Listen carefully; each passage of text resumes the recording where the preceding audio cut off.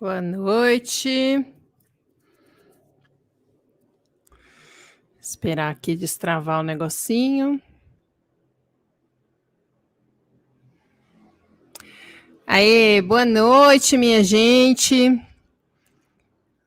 Vamos começar uma nova aula. Hoje, olha, novidade em primeira mão, hein? Ainda não coloquei em nenhum lugar. Olha o loginho que temos aqui. Olha que coisa chique no último. Tá? Tô arrasando com o loginho. E aí, minha gente? Vamos lá. Calinha já está a postos. Hoje deve vir menos gente, porque eu fiz os stories errados, né? Em vez de chamar para aula, eu fiquei falando do assunto que eu achei que eu tinha que falar e pronto. Mas a aula fica, como sempre, 24 horas no ar e quem não veio vai poder assistir gravada. Oi, Luana, ficou lindo, não ficou? Gente, estou apaixonada por esse logo. Eu vou depois fazer alguma coisa para lançar ele. Mas como eu estou terminando a aula que eu quero colocar para vender logo, no máximo no começo da semana que vem, eu ainda não estou focando nisso. Então vamos lá, minha gente, boa noite. Para quem não me conhece, meu nome é Roberta Caruzzi, eu sou uma ex-publicitária burnoutada, que depois de anos de sofrimento e falta de orientação por parte dos profissionais de saúde, virei uma terapeuta integrativa com foco na recuperação do burnout. Eu atendo com um protocolo criado por mim, que mistura ciência e espiritualidade, porque 8 anos de tratamento me mostraram que a ignorância sobre o burnout é imensa e já começa na hora em que colocam o burnout como sendo causado exclusivamente pelo trabalho. Convido quem ainda não me segue a fazer isso, me seguir lá no Instagram, aqui no YouTube. Convido quem não está no grupo das aulas semanais gratuitas, entrarem lá, que as aulas ficam 24 horas no ar, como eu estava falando, depois elas saem do ar, mas para quem está no grupo, vocês têm acesso por 3 dias, ou seja, até o final de domingo. As aulas são gratuitas, eu estudo bastante para entregar um conteúdo que realmente ajude você de alguma forma na sua recuperação, né? Porque o povo anda falando muita besteira, é profissional de saúde que não entende nada, pessoas que falam para você que sararam, né? Mas estão mentindo até para elas mesmas. Então, o pagamento que eu peço para você pela aula de hoje é engajamento, curte a aula, os posts do Instagram, comenta nos vídeos, assina o canal, compartilha com quem você sabe que está em estresse crônico, dando defeito, passando mal, perdido, desconfiado do diagnóstico. Eu te agradeço e bora para a aula. Oi, Leda, boa noite. Angélica, boa noite. Bom, hoje a gente vai falar sobre como... Eu coloquei o microfone em cima de um negócio novo aqui e às vezes o fio raspa nele e me assusta. Faz um barulhão, então vou arrumar aqui. Pronto. Então hoje nós vamos falar sobre como as pausas podem evitar o esgotamento. Aí a gente pensa assim, eita, que eu queria ter sabido isso antes de ficar esgotado, né? Mas a gente não sabia. Então nós vamos saber agora, para ajudar a fase 2 da nossa vida, a fase pós-burnout, né? A correr tranquilamente, sem montanha-russa, sem aquele piora, melhora, esgota, recupera, porque senão a gente vai virar aquelas pessoas que ficam contando quantos burnouts já tiveram, né? Acreditando realmente que dá para ter mais de um burnout. Então, primeiro, vamos entender como é que a gente fica esgotado, porque muitas vezes só de entender isso, naturalmente a gente já passa a olhar com mais atenção para a nossa rotina, tá? Já ouviram falar em sociedade do cansaço? Antigamente, a gente tinha uma dinâmica social em que a gente ia para a escola, ia para o trabalho, né? E se a gente não cumprisse as metas estabelecidas, as notas da escola, os resultados de trabalho, a gente era punido de alguma forma pelo sistema, né? Pelo professor ou pelo chefe. Tinha uma pessoa ali, uma figura de autoridade, né? Os pais, por exemplo, enfim, alguém responsável por a gente entregar um resultado. Uma figura de autoridade que cobrasse e avaliasse o nosso desempenho. Apesar disso ainda existir, é lógico, né? Hoje em dia continuamos tendo chefes, pais e professores. É isso que é chamado de sociedade do cansaço e que eu chamo de cultura dos coaches. hoje em dia, aliás, eu falei de um jeito que ficou parecendo outra coisa. Apesar de ainda existir isso que existia antigamente, hoje a gente tem uma outra dinâmica que é chamada de sociedade do cansaço e que eu chamo muitas vezes de cultura dos coaches, né? Que é, hoje em dia, a gente ter um entendimento de que nós somos os únicos responsáveis pelo nosso sucesso. E na maioria dos casos, vem junto um entendimento de que a gente também é o único responsável pelo sucesso da empresa em que a gente trabalha, seja ela um empreendimento próprio, seja ela um sistema de CLT. A gente começa a se cobrar uma produtividade altíssima. A gente se coloca em sobrecargas, em jornadas super extensas. A gente se obriga a não falar não para nada. E a gente fica o dia literalmente inteiro, e muitas vezes à noite também, fazendo reunião, curso, aula, live, lendo notícia, vendo vídeo, atualizando rede social. Porque também soma-se a isso a questão do avanço do digital. Né? Então, essa mentalidade de que eu preciso chegar lá, porque senão eu vou ser um fracasso, vou levar a empresa para o buraco comigo, né? Alimenta o consumo de tecnologia. E o consumo de tecnologia fortalece essa mentalidade de que eu preciso chegar lá. Porque se eu não for o vencedor do mundo, eu vou ser um fracasso que vai encher de decepção todo mundo que eu conheço. Então, uma coisa alimenta a outra e a gente fica preso nesse ciclo aí de angústia. A sociedade do cansaço, em resumo, é uma cultura, né, essa cultura que a gente tem hoje, em que cada um de nós faz o trabalho de se cobrar, de se chicotear, de se punir, de se frustrar, de se obrigar a tentar de novo, com mais esforço. É a gente mesmo que cobra resultados de nós cada vez mais duros. E é a gente mesmo que determina que, por não ter conseguido atingir aquela meta absurda que a gente colocou para nós mesmos, nós fracassamos, nós não nos esforçamos o suficiente, a gente não aguentou o tempo que a gente devia ter aguentado no lugar, a gente não abraçou o tanto de trabalho que a gente poderia fazer. Daí a gente chega no final de cada dia como esgotado e com uma sensação de que a gente não fez o suficiente, nunca.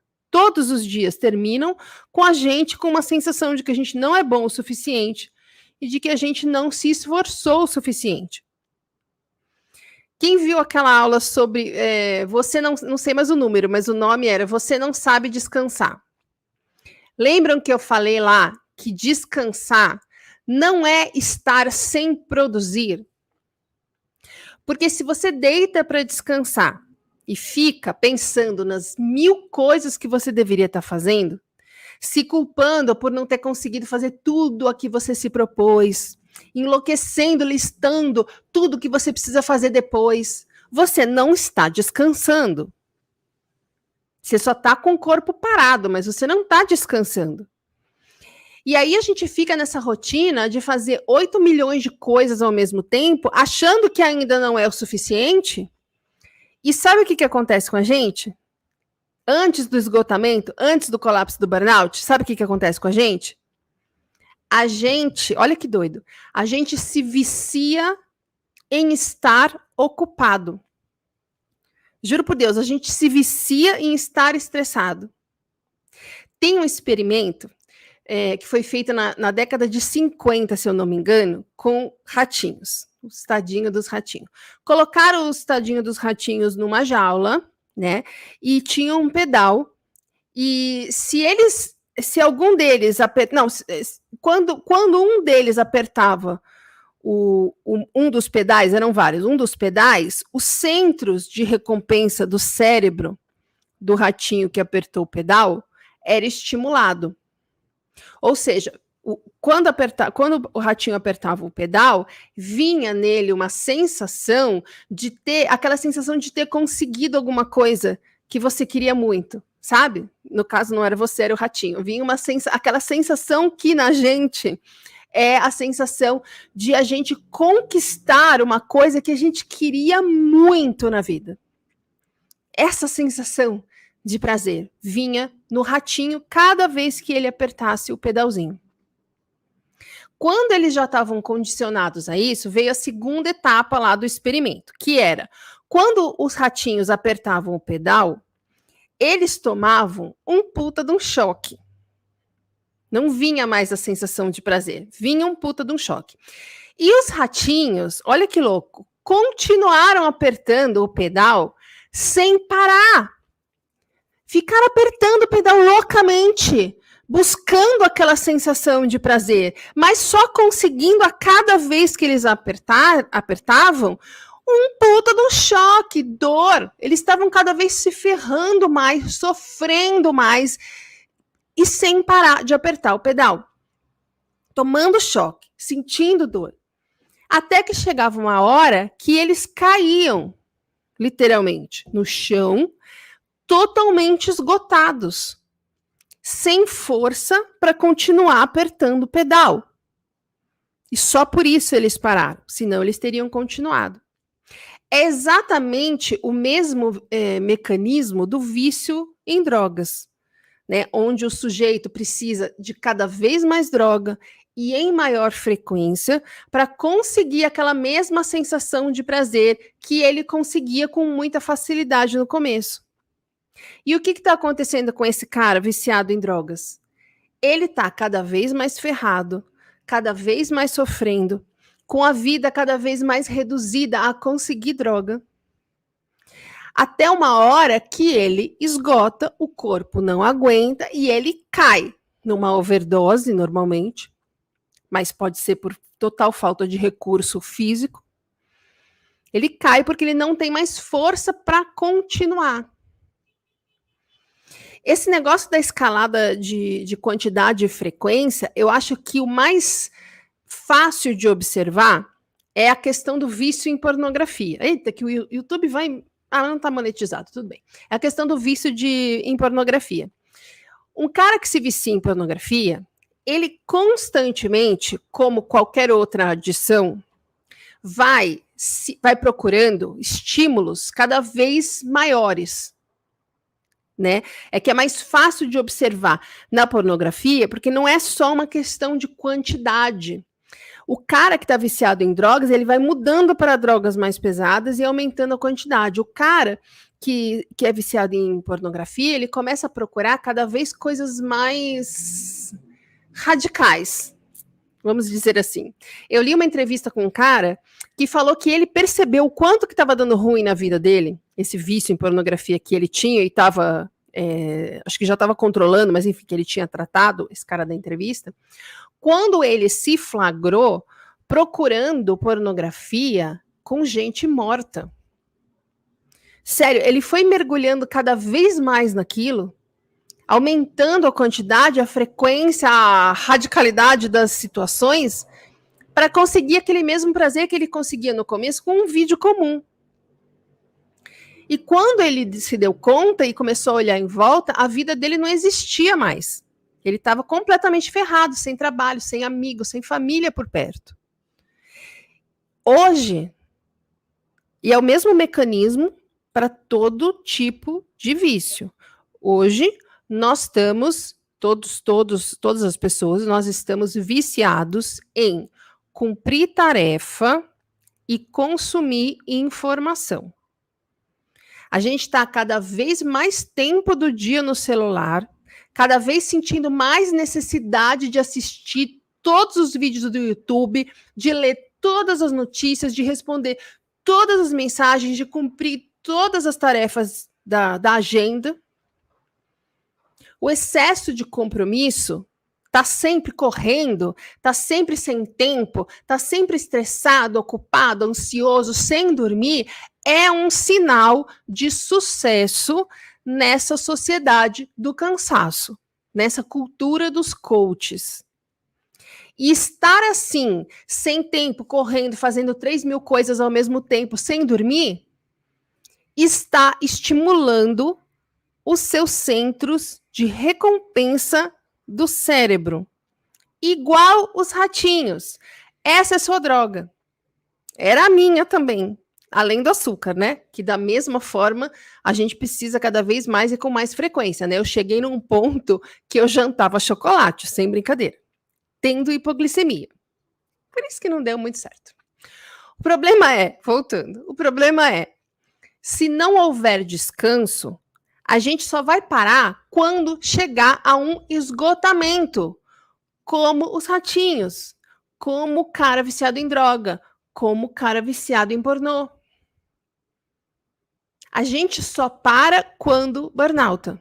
E a gente não aprende a fazer de um outro jeito, porque ninguém fala, nossa, você teve burnout? Gente, vou tomar você como exemplo, vou diminuir o meu ritmo, obrigado, querido amigo. Não.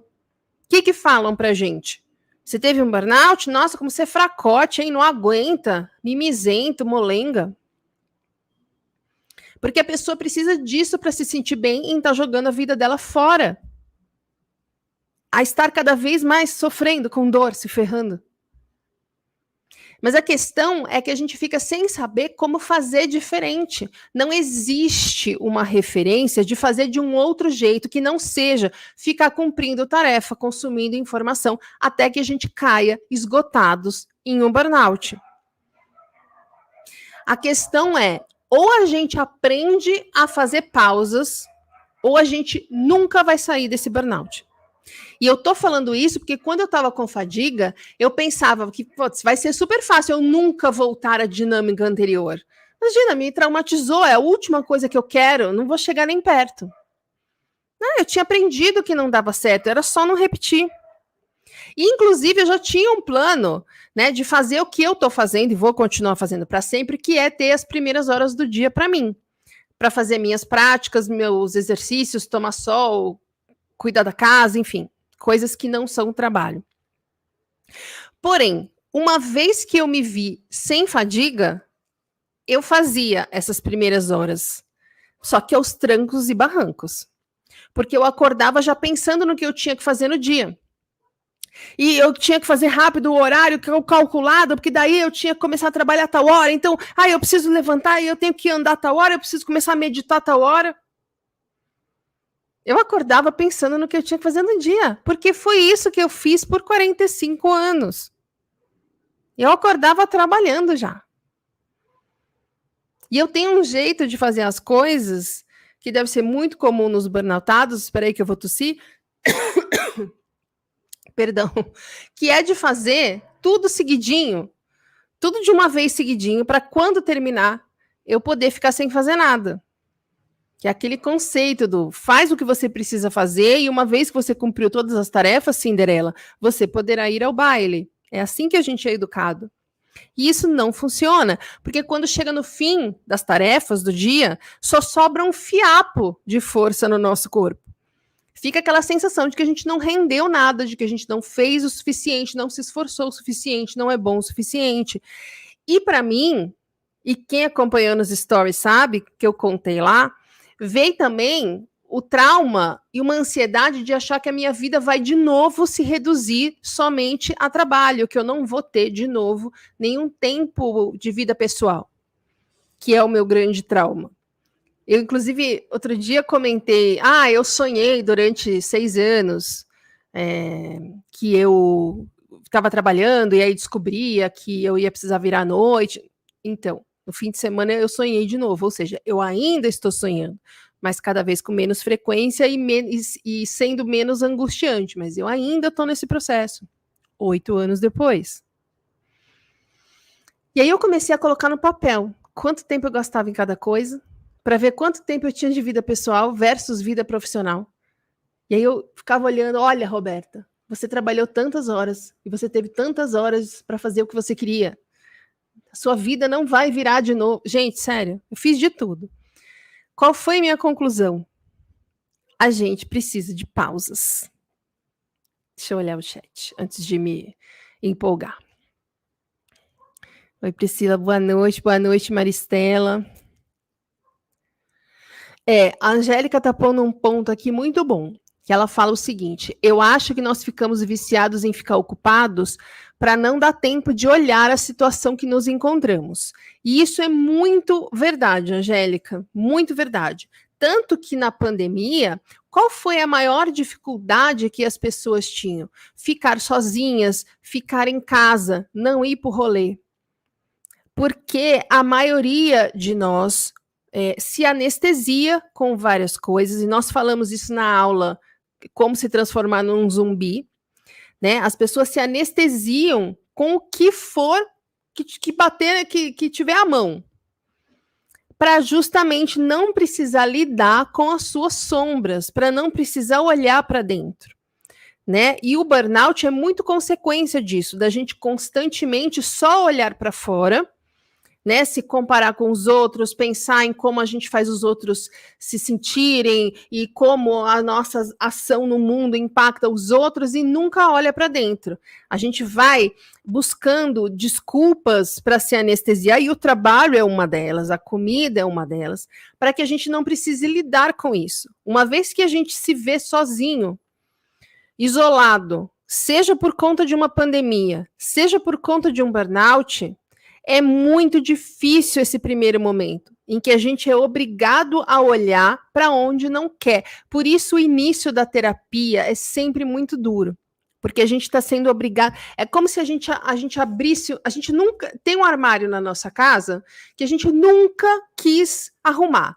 Meu Deus, meu pânico é arrumar esse armário, deixa a porta fechada que eu não vejo.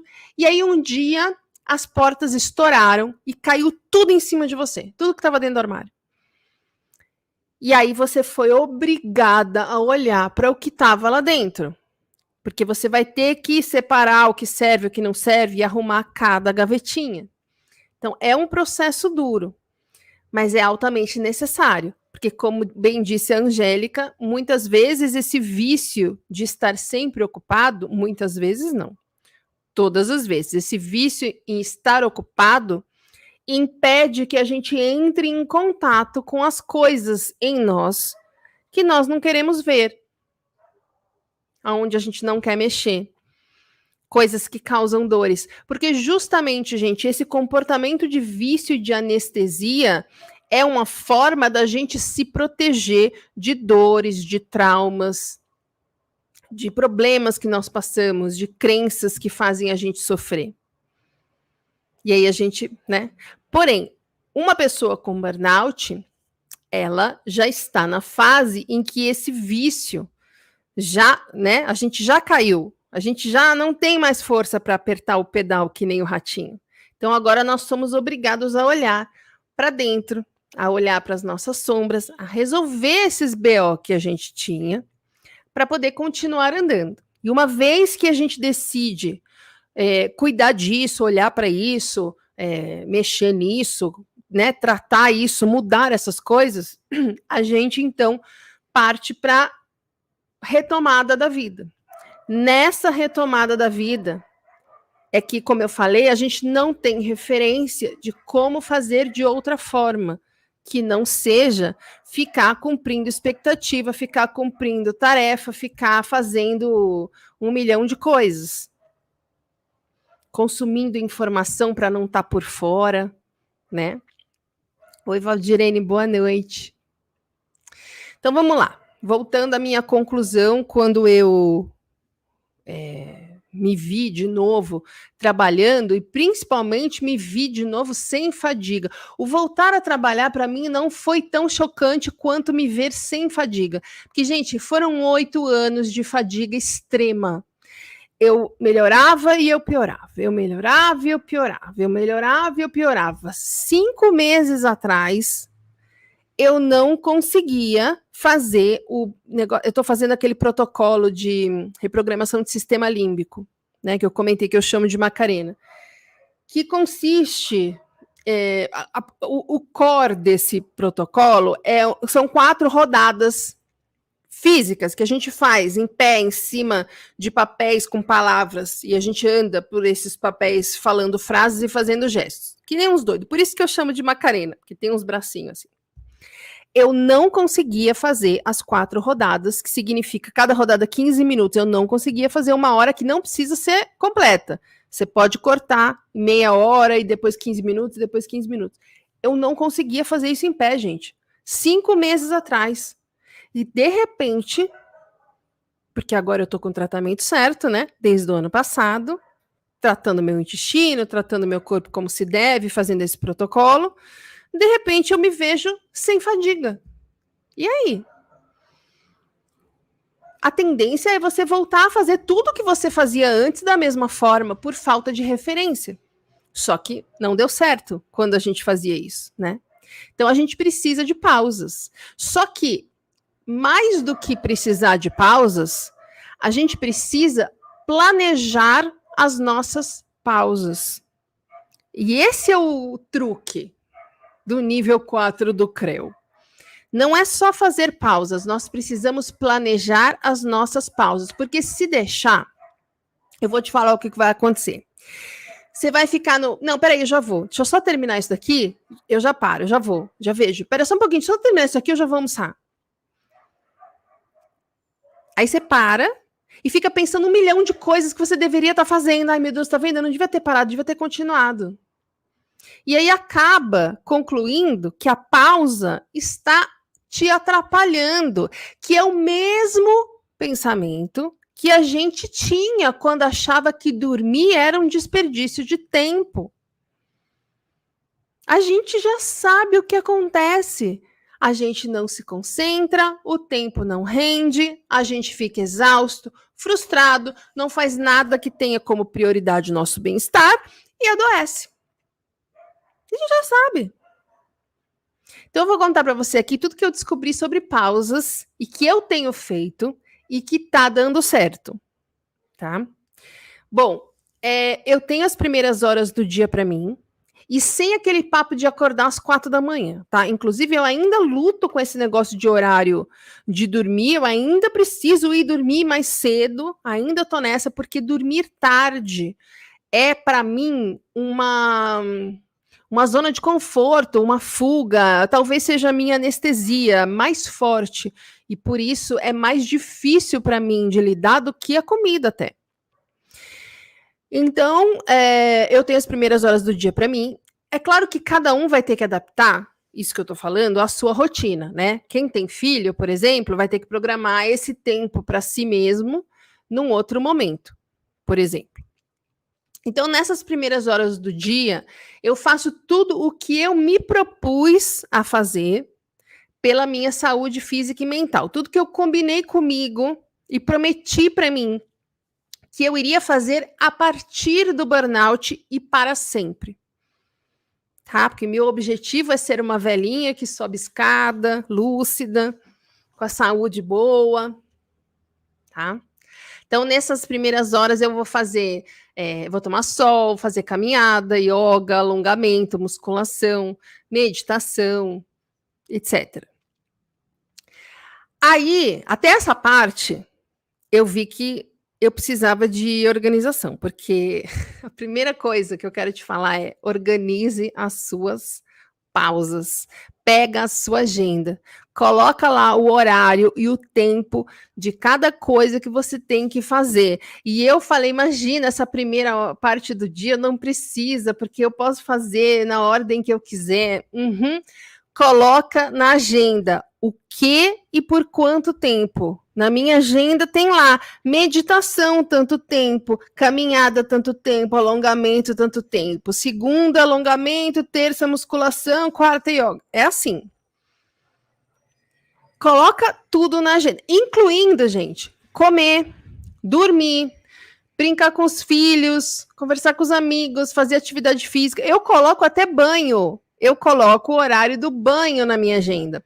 Eu li, eu relutei para pôr o horário do banho, mas aí eu li uma neurocientista, do Einstein talvez, dizendo que na agenda dela tem 15 minutos para ela fazer cocô, tá? Na agenda dela tem fazer cocô. Juro, porque ela disse que estava sempre atrasada e ficava segurando, aí acabou causando um problema lá que eu não lembro no intestino dela. Igual xixi, todo mundo sabe que ficar segurando xixi é pedir para ter infecção urinária, né? Eu trabalhei com uma moça, eu aprendi isso muito cedo, porque eu trabalhei com essa moça, que isso já década de 90 lá. Ela estava sempre apertada para fazer xixi, gente, mas era um desespero para mim, mas para ela parece que não. Ela só ia fazer xixi quando ela não conseguia mais segurar, quando assim, se ela não fosse, ela ia fazer xixi na calça. Por quê? Porque ela achava um tempo desperdiçado, porque ela tinha tanta coisa para fazer. Isso década de 90, hein, gente? Década de 90, é uma agência que eu trabalhei de 93 a 96 que estava essa mulher. Olha como já era o negócio. Ela achava um tempo desperdiçado, tinha tanta coisa para fazer. E era um desespero, de novo, para mim. Porque eu sou daquelas, eu tenho um problema, que é o seguinte, eu já entro nos lugares vendo aonde tem água e aonde tem banheiro. Eu não saio sem fazer xixi. Eu já fui na ciclofaixa, aquela ciclofaixa do domingo, perguntar para aquela moça que fica segurando a bandeirinha de sinalização. Pois eu fui lá, falei, oi, tudo bem? Perguntei aonde ela faz xixi. Perguntei para uma taxista uma vez. Eu não sei, gente, eu tenho a aflição de não ter onde fazer xixi. Sei lá, eu não sei. Na outra vida eu devia ter incontinência, não sei. Sei que eu tenho aflição desse negócio, então eu fico muito ligada nessa de onde faz xixi. Então eu ficava desesperada com a menina, que às vezes a gente estava no carro, no trânsito, e ela estava lá. Ai, meu Deus, que vontade de fazer xixi. Enfim, volta, Roberta. Concentra. A moça que trabalhava comigo segurava o xixi. Tá. E aí ela tinha uma infecção urinária atrás da outra. E aí ela começou a fazer xixi antes de explodir a bexiga, mas só porque ela começou a achar que o tempo que ela demorava para ir no médico fazer exame por causa da infecção urinária era maior do que o tempo que ela perdia para fazer xixi, tá? Essa é uma pessoa viciada em estar ocupada e não riam. Porque eu achava ridículo, absurdo. Eu falava mal dela pelas costas, sem perceber que eu fazia igual com as refeições, porque eu comia em cima do teclado, né? E a minha alimentação era o quê? Pão de queijo, bolinho Ana Maria. Gente, eu sustentei a fábrica do bolinho Ana Maria por alguns anos. Chocolate, pão e Coca Light, ainda por cima. Ah, a hipocrisia. Eu podia falar da moça do xixi? Não. Eu chegava em casa e eu não dormia, porque eu queria fazer muitas coisas, né? Então, isso também é parte de eu ainda estar lutando com esse negócio de ir dormir mais cedo.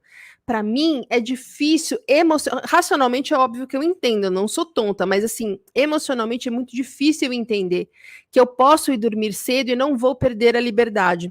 Porque dormir tarde tem vários motivos para a gente relutar em ir dormir, né? Mesmo sabendo que isso vai fazer mal. Algumas pessoas têm uma falta de coragem, por exemplo, de enfrentar um novo dia. No meu caso, é aquele negócio da vingança da hora de dormir, que eu já comentei em alguma aula, que é uma ilusão que a gente tem de que, sim, nós temos vida pessoal.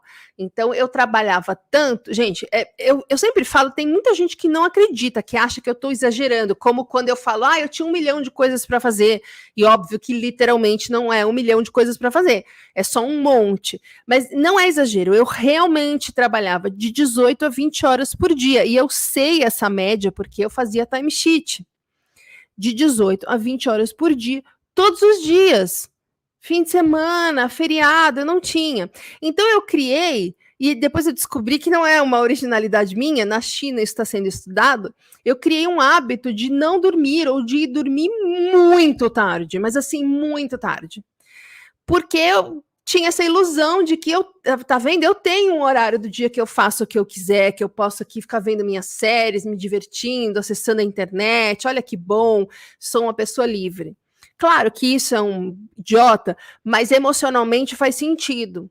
Então, pra vocês terem uma ideia, eu estou colocando bilhetes pela casa. Você não vai perder sua liberdade em dormir cedo, porque eu hoje tenho autonomia sobre o meu horário. Mas eu acho que é um processo, o cérebro precisa de um tempo para conseguir entender. Quando eu fiz a dieta que eu emagreci 40 quilos, eu lembro que eu ia me vestir, eu colocava uma peça de roupa e a roupa ou servia ou ficava larga e eu demorava uns segundos, eu ficava uns segundos sem me mexer, segurando a roupa e sem saber o que fazer. Porque o meu cérebro ainda não tinha processado o tamanho novo. E eu estava acostumada a ir vestir as roupas e as roupas não servirem por estarem pequenas, estarem apertadas, né? E eu precisei de um tempo para o meu cérebro entender que eu tinha diminuído de tamanho.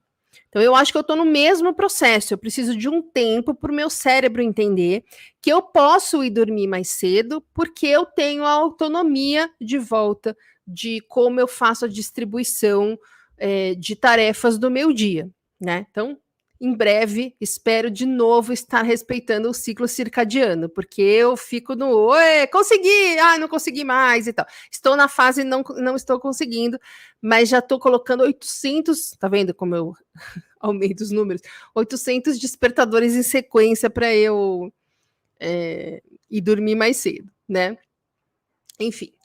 Então, resumindo, deixa eu ver aqui o chat. A Carlinha aqui, preciso atualizar as prioridades na minha agenda. Isso, precisa. Se quiser, traz o assunto amanhã. Nunca pensei nisso sobre dormir. Angélica, eu precisei pensar nisso porque eu vou falar uma coisa para você, viu? Eu sofri muito com a insônia, mas assim, muito mesmo. E vocês já viram o tipo de pessoa que eu sou, né? Chata. Então, quando eu tenho alguma coisa acontecendo e eu vejo que não faz sentido o que os médicos falavam para mim, eu me mergulhava e começava a estudar. O doutor Alain é o único que não me faz estudar. Eu vou lá, pergunto, ele me responde, é ótimo. Tem que pôr tudo na agenda, mas se não esquece. Também tem essa, quando a gente coloca as coisas na agenda, a gente tira uma tarefa da cabeça, né? Às vezes eu vou andar. Outro dia aconteceu isso. Fui fazer minha caminhada. Tô caminhando, falei, sabe o que seria legal? Fazer um vídeo com o tema tal. Eu tava indo ainda. Falei, cara, eu não vou ficar gastando meus neurônios aqui, segurando essa informação para eu não esquecer durante quase 1 hora. Parei num lugar que eu achei mais seguro, tirei meu celular, anotei, pronto, saiu. Isso, eu tenho muita mania de fazer isso, principalmente porque eu trabalhava, né, em redação, com criação, então tem coisa que ou você anota na hora ou então esquece, nunca mais. Mas enfim, e esse negócio de planejar as pausas, eu estava conversando com o meu psicólogo, eu acho que foi na sessão da semana passada, e ele me falou para eu... Não foi semana passada, faz mais tempo. Enfim, meu psicólogo falou para eu fazer um método Pomodoro versão Carusi. O método Pomodoro é aquele, para quem não conhece, que você trabalha 25 minutos, mas assim, com concentração total, e aí você faz uma pausa de 5 minutos, e aí volta a fazer 25 minutos com concentração total de trabalho, e depois uma pausa de 5 minutos. Originalmente, é um método para aumentar a produção. E eu nem tinha pesquisado e nem tinha pensado nisso, porque na minha cabeça maluca, eu achei que o método Pomodoro era para as pessoas conseguirem não trabalhar tanto. E como eu não estou trabalhando tanto, eu não vi necessidade. Ó, doida, não. É para as pessoas conseguirem trabalhar sem as interrupções a que a gente está sempre sujeita. Faz muito mais sentido, né? Mas enfim, aí ele estava me falando do Pomodoro. E porque tem um negócio que é assim, para ficar claro. Quando a gente senta para trabalhar, a pessoa que não teve burnout, tá? A pessoa senta para trabalhar e ela começa a se distrair com notificação do WhatsApp, o carro que passa, né? E quem está em estresse crônico fica com menos foco e atenção, né? E a gente, quando retoma depois de um burnout, está prestando atenção em muitas coisas que estão acontecendo dentro e fora da gente. Então, apesar de normalmente a gente estar com o WhatsApp sem notificação, porque todo mundo fica meio cunhaca, né, de ficar recebendo mensagem, a gente ainda assim se distrai com muita coisa, né? Vai pegar uma água, olha na janela, tal. Com o Pomodoro, você coloca o relógio lá, põe o despertador, desliga tudo, tira o som do celular, tira todas as notificações, fecha tudo e foca no que você tem que fazer por 25 minutos. Se der sede, não vai pegar água, se der fome, não vai pegar nada. Quando você completa os 25 minutos, você faz 5 minutos de pausa, toma água, come, olha na janela, vê as notificações, enfim. Acabou os 5 minutos, você foca, mais 25, e assim vai, né? Então, e aí a gente tem que adaptar isso para o pós-burnout, que é meio que eu estava fazendo, só achei agora um nome para isso. Vamos estabelecer primeiro o que é uma pausa, e depois eu conto como é que eu adaptei esse Pomodoro aqui. Pausa, gente, não é ficar nas redes sociais, tá? Num Pomodoro de uma pessoa não burnoutada, até pode ser. No burnoutado, não. Quem está em estresse crônico, não. Não é ficar nas redes sociais. É muito estímulo para o cérebro. E a proposta da pausa é diminuir o mar de informação externa e interna. Tá? Então não é ficar nas redes sociais, não é ficar pensando no que você tem que fazer, não é ficar tentando ter uma ideia de uma coisa que você precisa criar. E também não é você somar os 25 minutos, tá? E fazer só de uma vez e depois somar os 5 minutos e fazer uma pausa grande. Tipo, então eu vou trabalhar 6 horas e fazer uma pausa de 2. Não. Tá? Pausa é o que você faz estando presente, sem focar nos pensamentos. Pode ser lavar louça, se você não aproveitar a hora de lavar louça para ficar pensando. E sim conseguir fazer um mindfulness, por exemplo, lavando a louça. Pode ser ir andar, dar uma volta no quarteirão, fazer um exercício de relaxamento, de respiração, ler umas páginas de um livro. Tem que ser 5 minutos em que você não está realmente gerando nenhum tipo de emoção ruim, nenhuma frequência de pensamento baixa. Tá? É um momento em que você tem que estar presente. Eu odiei esse suporte que eu fiz aqui para o microfone, ele fica fazendo barulho. Tô irritada, precisava falar mal dele. Muito obrigada por ouvirem, vamos continuar. Então é um momento, a pausa tem que ser um momento em que você está presente, em que você não está focado nem em alguma coisa que está acontecendo de muito estímulo fora e nem acelerando o pensamento dentro. Tá? Por isso que a primeira adaptada que eu dei no Pomodoro a pausa tem que servir para me ajudar a treinar a presença. Tá? Eu não quero saber o que significa pausa para o método Pomodoro para quem não teve burnout. Eu estou interessada em saber o que significa pausa que faça bem a uma pessoa que está se recuperando de um burnout. E nesse caso, a pausa tem que ser alguma coisa que ajude a gente a estar presente, a treinar estar presente. Lavar louça, ler um pouquinho do livro, fazer algum movimento, andar, relaxamento, uma postura de yoga, sei lá. Né? Eu tenho um traquinho de incenso, que como é que chama? Acho que é efeito cascata, que a fumacinha desce. Gente, é uma beleza aquilo. Você fica olhando a fumacinha, é uma beleza. Olhando a janela, sei lá, faço uma rodada de Macarena aqui, cozinho alguma coisa que seja rapidinha. Tudo que eu quiser, desde que não foque no que eu estou pensando, no que eu preciso fazer, no que eu estou remoendo, tá? A segunda adaptada que eu dei foi a questão do tempo. Meu psicólogo, quando falou o negócio do método Pomodoro, já mandou essa de eu adaptar primeiro, porque ele me conhece, né? E aí ele falou que todo mundo que faz para quem ele já falou que faz um trabalho criativo, quer matar ele nessa hora, porque realmente 25 minutos você corta o flow do negócio, entendeu? E aí ele disse que tem um paciente que é tatuador, que adaptou, ele faz 1h40 de trabalho de desenho, ou do que quer que ele esteja concentrado, e depois ele faz 20 minutos de pausa. Achei excelente, porque daí ele completa 2 horas e a proporção dá na mesma, né? Mas, Roberta, você não falou que não era para somar os 25 e os 5? Falei, porque eu sei como funciona. Se eu não falar isso, vai vir alguém aqui e vai me falar, não, então em vez de eu trabalhar 8 horas, eu vou trabalhar 7. E aí faça pausa. Não é isso. Tem que intercalar. Tem que ter alternância de trabalho e de pausa, para que o cérebro possa não se sobrecarregar. Tá? E aí, você adapta. Eu costumo fazer uma coisa mais maleável que esse Pomodoro aí, Por isso que ele falou, faz o Pomodoro Caruzi, né? Eu tenho na agenda algumas tarefas que eu faço, né? Na verdade, eu tenho um Excel com as tarefas que eu faço, de produção de conteúdo, de estudo, de atendimento, de produção de produtos, né? Que nem essa aula que eu falei que eu vou colocar à venda até no começo da semana que vem e tal. Então, como nenhuma dessas tarefas é feita por mais de 1h30 direto, nenhuma dessas tarefas eu demoro mais de 1h30, então eu faço o que for, a tarefa que for, do começo ao fim, e terminada a tarefa, eu faço uma pausa de 10 a 15 minutos. Tá? E aí eu começo a tarefa seguinte. Então, eu tenho as primeiras horas de tarefas de saúde física e mental, sem pausa, né? Porque eu não estou focando no cabeção. Caminhada, yoga, lavar louça, eu não estou focando no cabeção.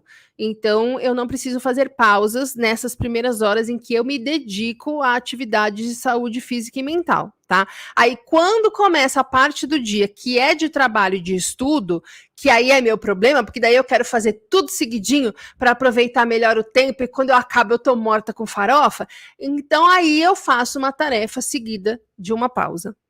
Tá? E eu tenho feito uma pausa de 15 minutos antes de atender, no fim, porque eu tenho um atendimento em alguns dias que é 19 horas, então no fim do dia eu já estou meio cansada. Aí eu faço uma pausa de 15 minutos antes do atendimento, gente, é outra vida. Como eu me sinto melhor. Eu já chegava meio derrotada para atender. Agora, hoje, eu chego leve, com foco e atenção total, e quando acaba, eu às vezes me surpreendo em ver. Nossa, gente, é 8h30 e eu tô aqui como se fosse 5h30. É uma beleza. O Seinfeld, quem gosta do Jerry Seinfeld, eu idolatro, tá? Se um dia você estiver comigo e ele aparecer na rua, você vai passar vergonha, porque eu, sei lá, acho que vou me jogar em cima dele. O Seinfeld, ele fala que ele é adepto da meditação, ele faz meditação todos os dias de manhã, e ele começou a colocar outros 20 minutos, né, uma segunda rodada, vamos dizer assim, de meditação no meio do dia. E ele diz, para quem quiser saber, que ele aguentou o trampo de fazer uma série como ele fazia, que era a série mais vista da TV americana, imagina as cobranças da emissora, o que não acontecia, e tudo centralizado nele. Ele falou que ele aguentou o trampo porque ele fazia essa pausa para meditação no meio do dia, porque senão ele teria ficado louco, teria tido um treco, né? Eu tenho uma vantagem para mim, né? Quem convive comigo deve odiar, tô nem aí. Quando eu começo a escrever, não me interrompa. Meu Deus do céu, eu ficava de fone na agência e tinha gente que puxava o fone do meu ouvido para interromper. Eu no meio de um raciocínio de estratégia, gente, eu era planejamento estratégico. Meu pai amado, então minha tolerância para interrupção foi ficando cada vez menor e hoje, tipo, não existe. Então, quando eu estou trabalhando, eu foco. E nem a minha mãe, que ficava preocupada quando eu demorava para responder, ela já está de boas, nem ela me interrompe. Então eu sento e escrevo uma aula dessas daqui, sei lá, em 1h, 1h30. Bleh! E aí eu faço a pausa. Entendeu? Então, em algumas tarefas eu tenho a vantagem de já naturalmente não ceder para nenhum tipo de interrupção, né? E olha como eu não sabia equilibrar. 2018, se eu não me engano, foi quando eu lancei o livro. Eu escrevi o meu livro inteiro em 2 dias. Não sei, eu entro num transe, não sei. Então, eu tenho essa vantagem. Quem não tem precisa ficar atento para que não haja interrupção, tá? Se você é uma pessoa antissocial, se você não é uma pessoa antissocial, como eu, você desliga tudo, tá? Notificação, som, tudo. Porque quando a gente está no meio do raciocínio e a gente é interrompido, independentemente do que você esteja fazendo, se você está concentrado, a gente demora vários minutos para conseguir embalar de novo, e isso cansa o cérebro. Isso exige muito do cérebro. Vocês já viram quando a pessoa está correndo, corredor de rua, quando espera o farol para poder atravessar, o cara fica correndo no lugar? Para não perder o ritmo. Porque se ele perde o ritmo, na hora que ele começa a andar de novo, é que nem o carro. O carro, ele vai andar de novo, você engata a primeira, ele tem que fazer força, aí você engata a segunda, até ele embalar de novo como estava antes de parar no sinal, né? O cérebro é a mesma coisa, porque se o cara não ficar correndo, na hora que ele tem que retomar a corrida, exige muito mais do corpo dele, vai ferrar o pace dele. E o cérebro é a mesma coisa, você está no meio de um pensamento, no meio do raciocínio, te interrompem até você voltar, você está gastando mais energia do cérebro, né? Muito mais do que se você for de uma vez sem interromper. E aqui entra a segunda coisa que eu quero te falar, que é a questão do FOMO, tá? Para quem não conhece a sigla FOMO, F de faca, O, M de Maria, O, FOMO, quer dizer Fear of Missing Out, que pode ser traduzido como, tipo, um medo de ficar por fora das coisas, de tudo que está acontecendo. Sabe aquela sensação de você estar totalmente desatualizado porque alguém fez numa conversa, fez uma referência ao meme do momento e você não tinha a menor ideia do que a pessoa estava falando? Até porque muitas pessoas debocham de quem não sabia de alguma coisa que ela já sabia, né? E a gente fica com aquela sensação de, ai meu Deus, eu não li isso, gente, olha a vergonha que eu tô passando. E a gente já acostumou, né? Tá sempre com o celular na cara para responder todas as mensagens, ler todas as notícias, ver todos os vídeos. Eu tenho uma lista, gente, de coisa para fazer, para ver, imensa. Vocês não têm noção quantas abas estão abertas aqui no meu computador neste exato momento. Mas eu aprendi uma coisa preciosa. Ninguém vai morrer se eu não souber que a GK foi a primeira brasileira a comprar a bolsa em formato de pomba que saiu na semana passada. Nada de grave vai acontecer se as pessoas não conseguirem falar com você por meia hora. Gente, eu vim dos anos 70, é verdade. Ninguém morria porque não achava você em meia hora. Ninguém vai morrer se você não responder tudo de todos os grupos, se você não tiver absolutamente atualizado com a conversa de todos os grupos que te puseram. Eu, inclusive, saí de todos os grupos que me puseram. Todos os grupos do WhatsApp. Eu só estou no grupo do prédio por questões de aqui precisa ficar atento. É o único grupo silenciado em que eu estou. Tá todo mundo silenciado no meu WhatsApp, inclusive.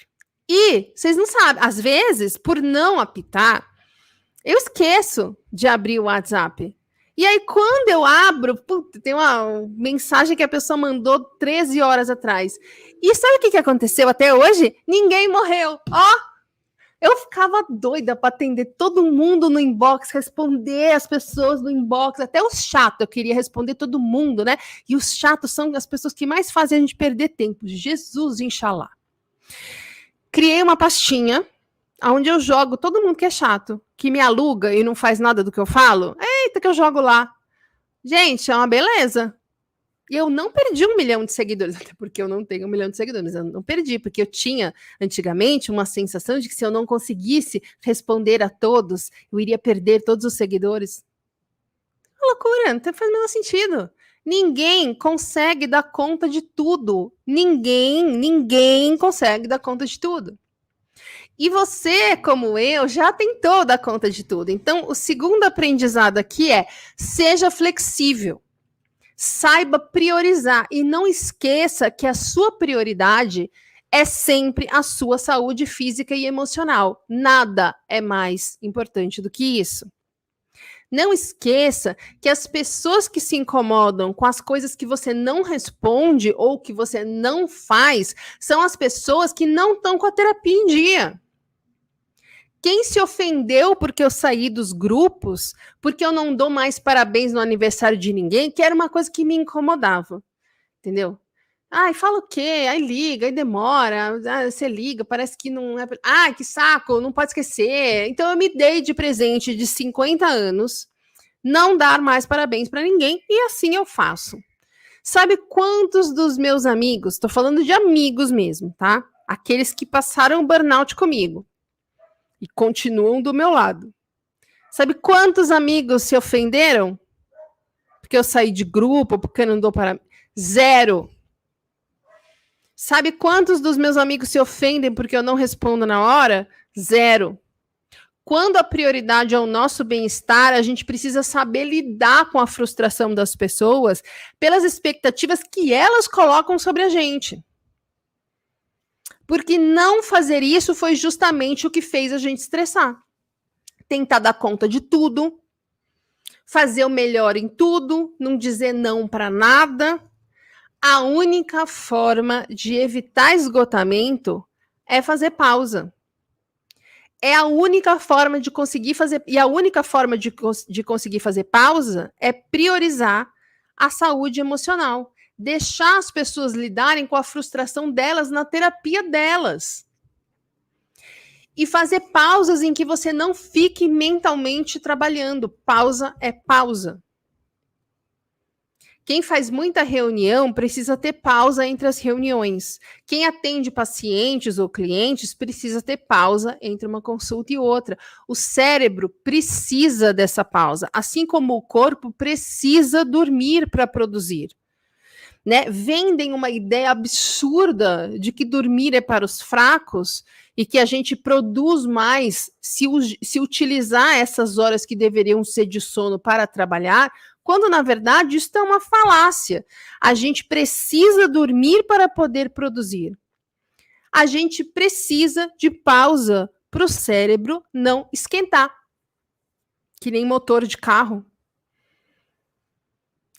O tempo que a pausa vai durar é você que vai dizer. Tá? Às vezes, para você funciona fazer uma pausa, sei lá, que você vai e bebe uma água, dá uma esticada no corpo, alonga, olha na janela, medita 2 minutos. Às vezes, você vai precisar dar uma volta no bairro andando. Cada caso é um caso. Você pode, inclusive, eu faço isso, intercalar pausas menores e maiores, dependendo do que você está saindo. Nossa, eu fiquei 1h30 enfiada escrevendo essa aula, vou fazer uma pausa de 15 minutos. Ah, eu fui fazer um post e demorei meia hora, vou fazer uma pausa de 5. Cada caso é um caso. O importante em todos os casos é estar presente nesta pausa. É sair de onde quer que a gente estivesse em pensamentos e vir para o presente. Não se ocupar durante a pausa com muita informação externa ou interna. Que nem eu falei o negócio do cérebro esquentar, essa pausa é como se fosse um balde de água fria nos circuitos superaquecidos do cérebro. Entendeu? Que nem quando o motor do carro está super aquecido, você precisa parar o carro, esperar ele esfriar. É a mesma coisa. Você está numa estrada, o seu cérebro está super aquecido, você precisa parar para ele esfriar. Essa pausa com foco na presença seria um balde de água fria para esfriar esses circuitos superaquecidos do cérebro. Tá? Já vou no chat, mas eu quero falar, já que eu me empolguei aqui, a última coisa que eu quero falar para você hoje é: faça pausas, coloque as pausas na agenda, faça a sua versão aí do Pomodoro e, atenção, pausas são inegociáveis. Inegociáveis. Pausas são inegociáveis. É isso que vai garantir o sucesso aí desse negócio. Pausas serem inegociáveis, tá? Outra coisa que você precisa colocar na agenda: tempo de sono. E sono é inegociável. Nenhum corpo e nenhuma mente funciona bem sem dormir bem. Deu a hora de dormir, vai dormir. Viu, Roberta? Deu a hora de dormir, vai dormir. Sim, senhora. Ok. Amanhã você continua. Ninguém vai morrer.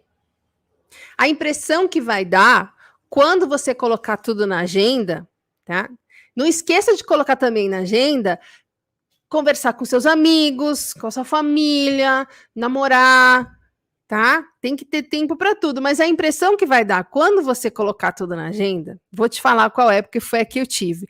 Você olha a agenda e você fala assim, pô, mas eu não vou ter tempo de fazer nada que não seja descansar. Aí como é que faz? Mas esse, gente, é só o choque da gente sair de uma dinâmica de só trabalhar para uma rotina equilibrada, tá? Eu dei uma sambada aí para conseguir administrar o tempo, uns momentos tipo, mas, gente, como assim já é tal hora? Delírio de doida, tá? Mas a gente vai aprendendo a administrar o tempo, a entender quanto tempo a gente precisa para cada tarefa e quanto tempo o cérebro precisa para desaquecer. A gente vai aprendendo a administrar tempo, a equilibrar a rotina, a não ficar ansioso com o que tem que fazer. A gente não consegue resultados diferentes fazendo as mesmas coisas, certo? Então, para conseguir um resultado diferente de um esgotamento, você precisa fazer diferente. Para o ratinho conseguir não cair em exaustão sem força depois de passar o dia inteiro apertando aquele pedal, ele precisa parar de apertar aquele pedal. Afinal de contas, o objetivo de todos nós aqui é ter energia para fazer tudo o que a gente fazia de outro jeito para não adoecer. Certo? Ai, gente, eu me empolguei mesmo. Ai, são 9 horas, desculpa aí. Deixa eu só dar uma olhadinha no chat. A Luana falando que desde o ano passado a minha agenda é do tamanho de um caderno universitário por causa dessas coisas triviais. Isso aí. A minha, eu tinha até aqui, ó, tá? A minha vista, porque agora eu uso de rascunho. Eu comprei um planner para esse ano e é do tamanho de um caderno universitário também. Só que daí eu achei melhor passar para a agenda digital. Então eu tenho uma agenda aqui essa agenda do Google, sabe? Do Google Calendar. Eu tenho a agenda e eu tenho um Excel de trabalho. Então, na agenda está escrito trabalho. E daí, o que de trabalho? Aí, quem responde essa pergunta é o Excel. Porque eu acho que é porque eu sempre fiz assim em agência, quando eu liderava equipe, eu tinha um follow-up, que é uma lista dos trabalhos que estão no departamento, né? Quem está fazendo, quanto tempo demora, quando que tem que entregar. Perdão. Então, eu meio que acostumei. Então, para mim, é legal ter um Excel com o que exatamente naquele dia eu preciso fazer de trabalho, né? Já que eu tenho conteúdo, tem produto, tem atendimento, tem estudo, etc. E cada um tem uma corzinha, porque sim, eu sou meio neurótica. Aqui, a Angélica, eu odeio o WhatsApp. Um sonho nunca mais usar. Pois é que esse sonho não vai se realizar, Angélica. Porque o WhatsApp é uma relação de amor e ódio, né? A gente odeia porque ele significa muito emocionalmente as demandas de trabalho em horários inapropriados, pelo menos para mim é isso, né? Eu recebia mensagem de WhatsApp no meio da madrugada falando volta, né? Então, por isso que eu tenho um pouco de aflição e silenciei. Um pouco não, tenho bastante, e silenciei. Mas, ao mesmo tempo, gente, quantas coisas a gente não depende do WhatsApp para resolver, né? E mesmo a gente que odeia, eu não saberia um outro canal para resolver as coisas que eu resolvo no WhatsApp sem ser pelo WhatsApp. E eu sou daquelas pessoas que prefere não ter contato com humanos. Então, quando eu posso resolver alguma coisa pelo WhatsApp sem ligar, eu odeio o telefone, eu fico muito feliz. Então, eu não posso falar mal do WhatsApp, mas eu posso silenciar. Posso sair dos grupos, né? Posso tratar ele de uma forma que ele não me faça mal. Mas sim, sonhar não custa nada. Fique à vontade. Ai, gente, é isso que eu queria dizer então. Tá fazendo sentido para mim, eu tô conseguindo. Não, nos primeiros dias eu fiquei um pouco ansiosa por causa dessa sensação de que eu não vou mais ter tempo para mim, mas passou, eu já consigo lidar com as coisas que eu tenho que fazer no meu dia de boas. Hoje a única coisa que me atrapalha é realmente o horário de dormir, que eu tô aqui neste processo, que eu acho que é a última coisa para acertar que eu tenho que fazer e que eu deixei por fim, né, na lista de prioridades, porque vencer a fadiga e a insônia, claro que era mais, e conseguir andar de novo, era mais urgente e importante para mim, né? Então é isso, minha gente. Espero que vocês comecem a colocar tudo na agenda, comecem a planejar as pausas, comecem a investir em atividades que faça a pausa ser realmente um balde de água fria no cérebro superaquecido. E é isso. Vi todo o chat. Ó, viu como entrou menos gente hoje? Tá vendo, gente? Precisa entender de engajamento, precisa fazer os stories bonitinho. Mas eu tava com aquele assunto que eu falei hoje, tão engasgadinho no meu coração. Eu vou falar dele hoje e achei ótimo, porque eu falei e acabei entendendo um negócio que eu não tinha entendido ainda enquanto eu estava escrevendo. Porque escrever organiza os pensamentos, não é? A Angélica agradecendo pela aula. Eu que agradeço, gente, vocês estarem aqui, mesmo eu tendo feito os stories tudo errado. Agradeço estarem aqui, as interações, perguntas, eu adoro. Quem vê a aula ao vivo, faz pergunta, que fala, interage. Eu fico vendo o chat aqui. Muito obrigada pela presença de vocês. Obrigada também para quem está vendo gravado. E até semana que vem. Uma ótima semana para todos. Façam suas pausas. Planejem as pausas na agenda. Vamos começar a ter o hábito de olhar na agenda para tudo, porque daí a gente começa, inclusive, a flagrar as coisas que a gente faz de sabotagem, como, por exemplo, ficar no Instagram muito tempo, sabe? Por exemplo, eu vou postar um negócio. Às vezes, gente, eu entro para postar um negócio, fico meia hora, agora não mais, mas ficava até pouco tempo, ficava meia hora no Instagram, saía, não postei, aí volta a ver outra coisa, é um inferno isso aqui, é um buraco negro. Então, a gente precisa tomar o controle da situação, né? Aqui, é isso aí, Valdirene, vamos fazer essa agenda aí, vai dar certo.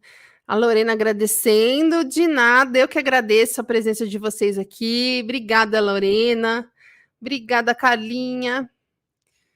Eu tô na televisão, Carlinha? Aqui, Patrícia, boa noite. Eu que agradeço, gente. Agradeço a presença de vocês e até a semana que vem. Uma ótima semana de pausas no meio de trabalho, de tratamento, de rotina de saúde física e mental, para que a gente possa cada vez mais corresponder ao que dá prazer na gente, a gente na vida. E é isso. Hasta la vista, baby. Obrigada. Boa semana e até quinta. A aula fica 24 horas no ar para quem está no grupo até o fim de domingo. Aê, na telona da Carlinha! Tchau, gente. Carlinha, até amanhã, pessoal. Até semana que vem.